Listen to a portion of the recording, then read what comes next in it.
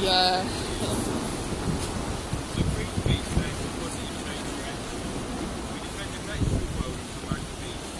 We investigate exposure of environmental abuse by governments and corporations. We champion environmental responsible and socially just solutions through scientific and technical innovation. Our goal is to ensure the ability of the Earth to nurture life in all its diversity. We organise public campaigns preventing climate change, ending our addiction to polluting fuels, and promoting clean, renewable and efficient energy. We campaign for the protection of oceans and ancient forests, the elimination of toxic chemicals, against the release of genetically modified organisms into nature, and for nuclear disarmament and to end nuclear contamination. Greenpeace is totally independent. It does not solicit or accept funding from any government, corporations or political parties. It's dependent on the likes of us giving our time, goodwill and money to the cause. We're committed to the principles of non-violence, political independence and internationalism, exposing the threats to the environment and working to find solutions. We've been campaigning against environmental degradation since 1971, when a small boat of volunteers and journalists sailed into Antarctica, an area north of Alaska where the US government was conducting underground nuclear tests. And this tradition of bearing witness continues today within the organisation. So if you'd like to know more about Greenpeace, then stay behind and speak to one of us afterwards, and kind of willing to get involved locally, you get to do fun things like this, and it's kind of fun. So anyway, so what are we doing here? Well, we're planting a tree that's fallen over. A Culture's apple tree is a symbol of our campaign to end climate change. Yesterday, Greenpeace teamed up with the Woodland Trust to establish a small apple orchard on the airplot. So what's the airplot?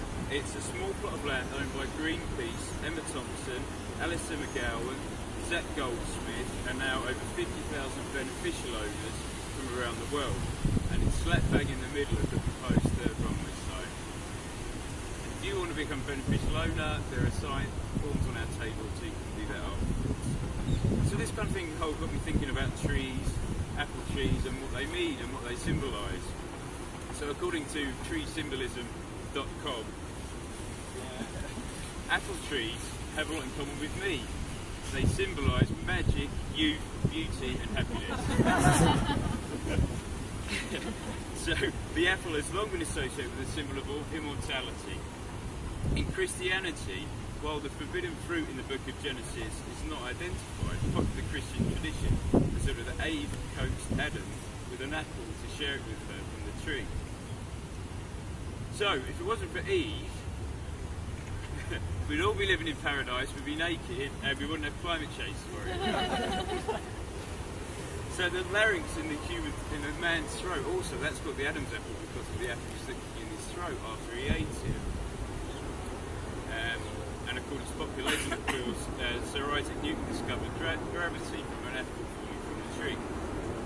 So that's enough about apples. So I've got a quick quiz on trees, if you'd like to have a go at some of these questions.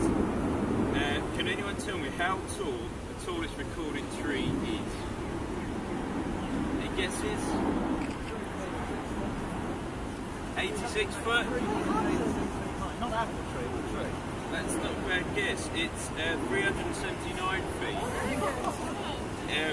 which is a Coast Redwood in the USA, and that's taller than St Paul's Cathedral. Can anyone tell me how stout the stoutest tree is? So how thick, basically. I didn't want to use the word girth, but there you go. How thick? Diameter? 5-6 foot. It's 49 feet, and that's in South Africa. And now, what about the oldest recorded tree? Any guesses? Well, according to my research, the oldest tree was 4,844 years, straight based in Bristlecone pine.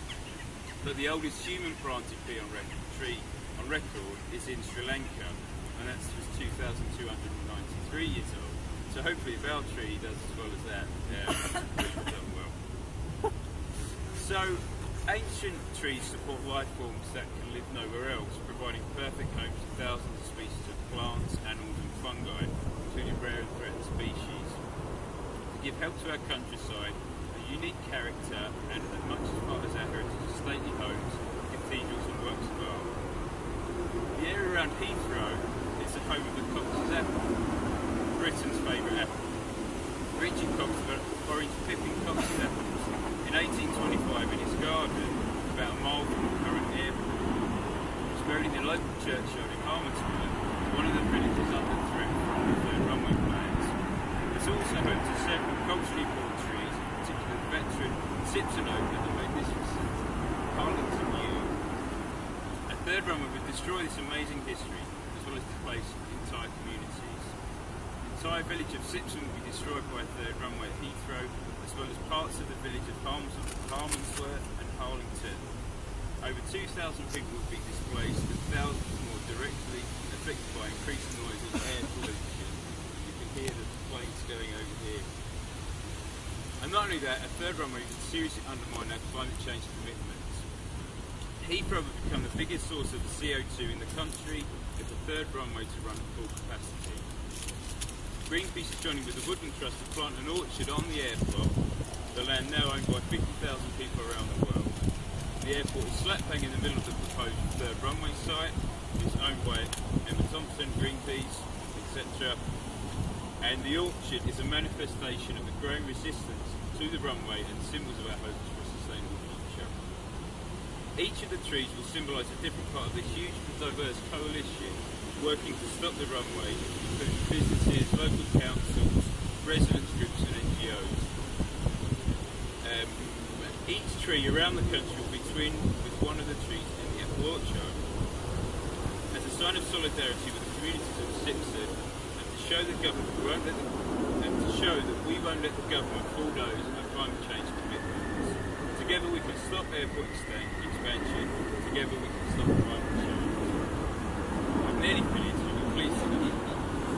So earlier I said about how the apple tree symbolises mortality and how the apple was originally seen in the Garden of Eden.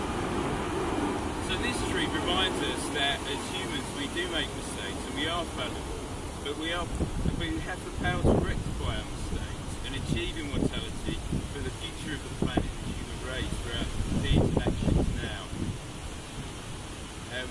And to BAA and to those who are intent on expanding our airport to the cost of the planet, we say no. Not today, not ever. These trees will last for thousands of years if we protect and nurture them because they represent our future. So that's me. So we have a few.